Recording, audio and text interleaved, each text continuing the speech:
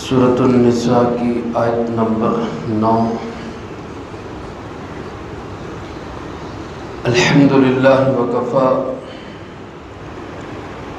وسلام علی عبادہ الذین اصطفی خصوصا علی سید الرسل وخاتم الانبیاء وعلى آلہ واصحابہ الاتقیاء اما بعد فاعوذ باللہ من الشیطان الرجیم بسم اللہ الرحمن الرحیم وَلْيَخْشَ الَّذِينَ لَوْ تَرَكُوا مِنْ خَلْفِهِمْ ذُرِّيَّةً ضِعَافًا خَافُوا عَلَيْهِمْ فَلْيَتَّقُوا اللَّهَ وَلْيَقُولُوا قَوْلًا سَدِيدًا إِنَّ الَّذِينَ يَأْكُلُونَ أَمْوَالَ الْيَتَامَى ظُلْمًا إِنَّمَا يَأْكُلُونَ فِي بُطُونِهِمْ نَارًا وَسَيَصْلَوْنَ سَعِيرًا۔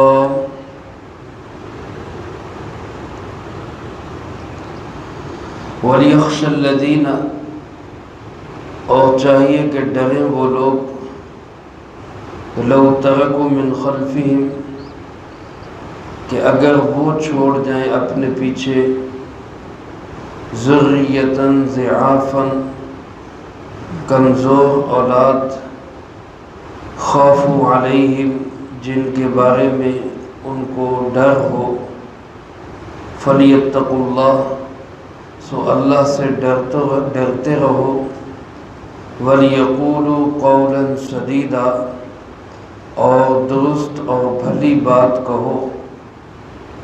إِنَّ الَّذِينَ يَأْكُلُونَ أَمْوَالَ الْيَتَامَى، کوئی شک نہیں کہ جو لوگ کھاتے ہیں یتیموں کے مال کو، ظلمًا إِنَّمَا يَأْكُلُونَ فِي بُطُونِهِمْ نَارًا، ظلم کرتے ہوئے بلا شبہ وہ اپنے پیٹوں میں آگ کو بھر رہے ہیں، وَسَيَصْلَوْنَ سَعِيرًا، ان قریب وہ بھڑکتی ہوئی آگ میں داخل کر دیے جائیں گے۔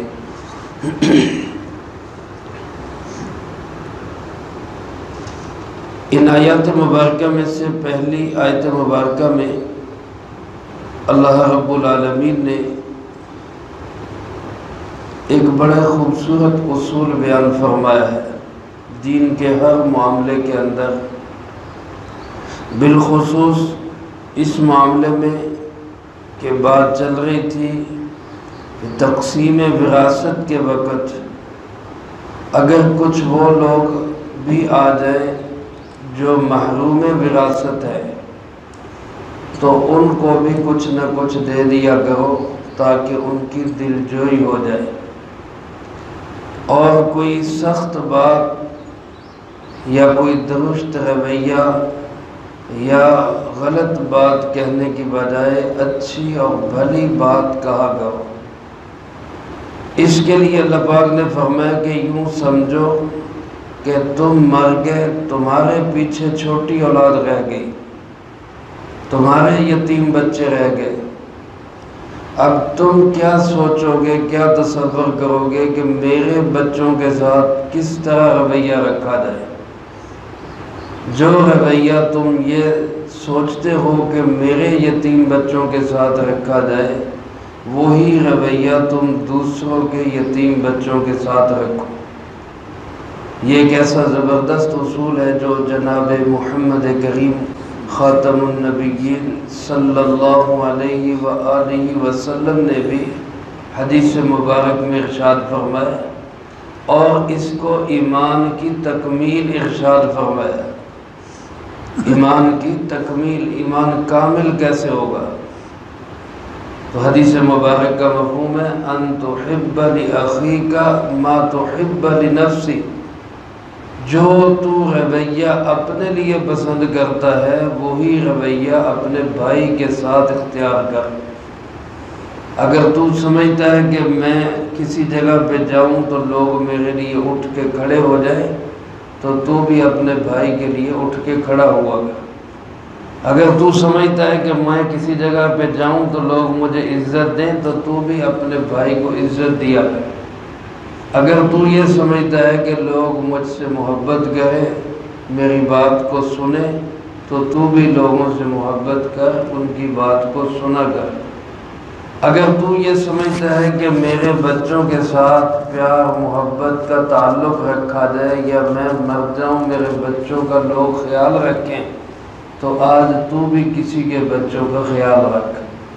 کیسا بہترین اصول ہے، اگر ہر بندہ اس اصول کو سامنے رکھے تو یقین کریں آج معاشرے میں یہ اونچ نیچ ہمیں نظر نہ آئے۔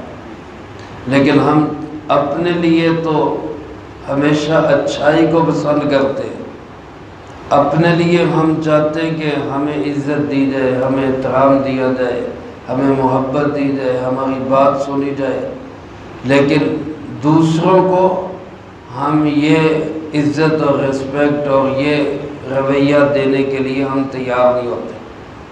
ہم کہتے ہیں بس ہمارے ساتھ اچھا کیا جائے، ہم کسی کے ساتھ اچھا نہ کریں۔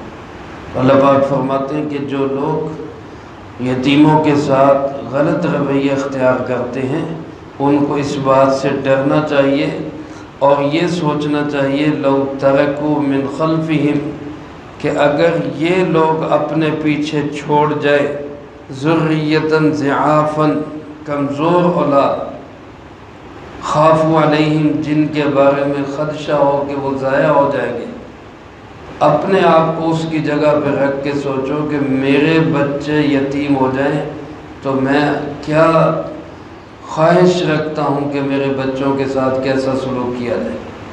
فرمایا وہی سلوک دوسروں کے یتیم بچوں کے ساتھ کرو۔ فَلْيَتَّقُوا اللَّهَ، اللہ سے ڈرتے رہو، وَلْيَقُولُوا قَوْلًا سَدِيدًا، اور درست صحیح اور بھلی بات کہو، سیدھی بات کہو۔ یہ نہ ہو کہ دوسروں کے یتیم بچوں کا حق مارتے رہو، کل کو تمہارے بچے بھی یتیم ہو سکتے ہیں۔ آج کسی کے بچوں پہ ظلم کر رہے ہو، کسی کا حق مار رہے ہو، کل کو تمہارے ساتھ بھی یہ کیا جا سکتا ہے۔ لہذا ہر وقت ہر حال میں اللہ سے ڈرتے رہنا چاہیے۔ چنانچہ اس رکوع کی آخری آیت میں اللہ پاک ارشاد فرماتے ہیں ان الذین یأکلون اموال الیتامى، جو لوگ یتیموں کا مال ظلماً کھاتے ہیں، یتیم بچہ ہے اس کے پاس مال ہے، ظلم کر کے اس کا مال ہڑپ لیا، قریبی رشتہ دار لوٹ کر لے گئے، بھائی جو ہے چچے اس کے تائے اس کے وہ لوٹ کر لے گئے، یا اس کا جو والی بنا کوئی بھی اس نے یتیم کا مال کھا لیا، اللہ پاک فرماتے ہیں کہ یہ کوئی اتنا آسان نہیں ہے، اس کو یوں نہ سمجھو کہ بس کھا لیا اور ہضم ہو گیا۔ انما یأکلون فی بطونہم نارا، یہ لوگ اپنے پیٹوں میں جہنم کی آگ بھر رہے ہیں۔ اور یہ میرے عزیز دوستو صرف یہاں پہ یتیم کے مال کو نہ سمجھا جائے، بلکہ معاشرے کے ہر کمزور انسان کا مال، جو بھی طاقتور انسان کسی کمزور کا مال کھائے گا وہ اپنے پیٹ میں جہنم کی آگ بھر رہا ہے۔ اگر کوئی مدرسے میں بیٹھ کر معتمم بن کر طلباء کا حق کھا رہا ہے تو وہ بھی اپنے پیٹ کے اندر جہنم کی آگ بھر رہا ہے۔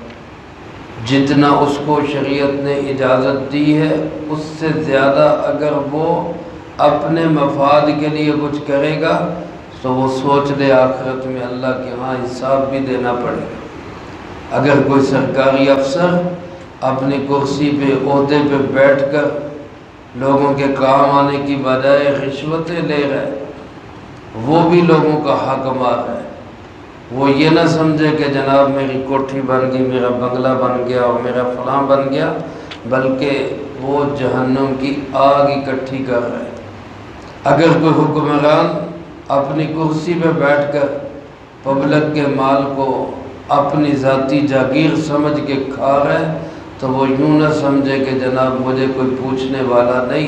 اللہ فرماتے ہیں کہ وہ اپنے پیٹ میں جہنم کی آگ بھر رہا ہے۔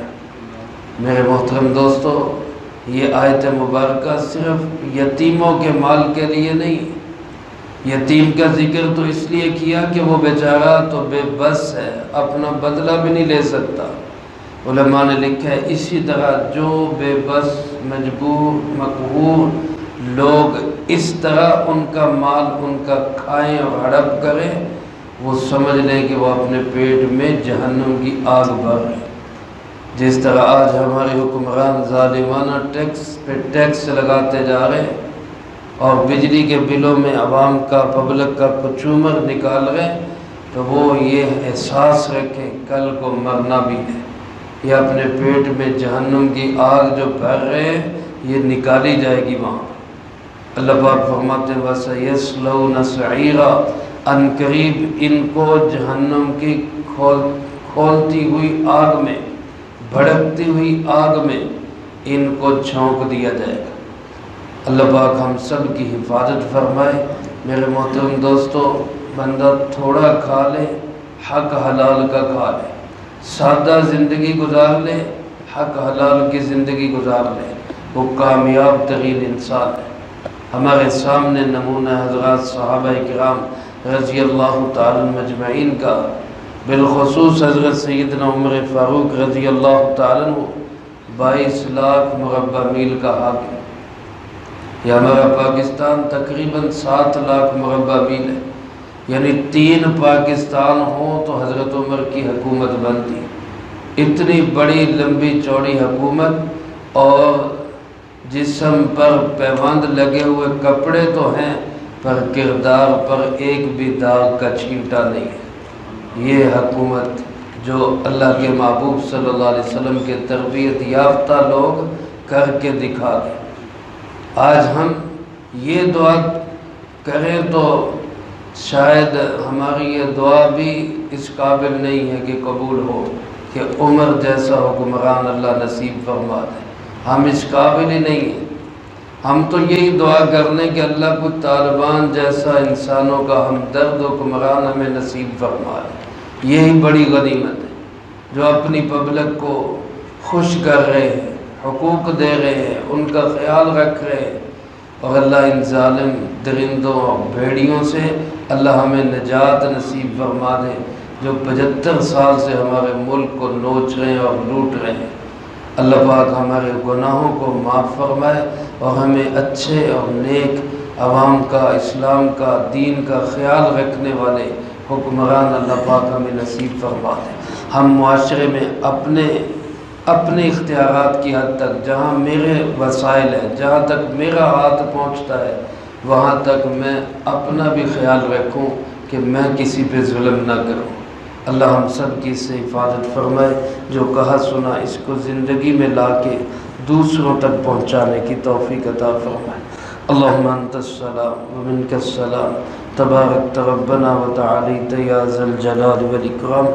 اللہم اعنا علی ذکرک وشکرک وحسن عبادتک۔ اللہم احسن عاقبتنا فی الامور کلها واجرنا من خزی الدنیا وعذاب الآخرہ۔ اللہم باقیتا کباقیت الولید، اللہم استر عوراتنا وآمن روعاتنا۔